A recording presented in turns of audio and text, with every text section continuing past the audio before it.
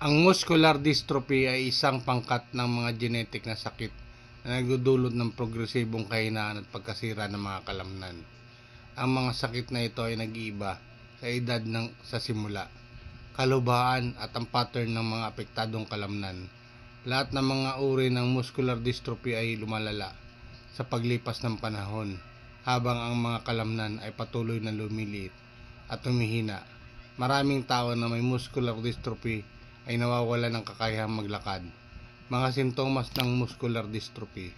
Ang mga sintomas ng muscular dystrophy ay nag-iiba depende sa uri ng sakit. Ang ilan sa mga karaniwang sintomas ay kinabibilangan ng kahinaan ng kalamnan. Pangalawa, pagkahirap sa paglalakad. Pangatlo, paglaki ng mga kalamnan. Pang-apat, pananakit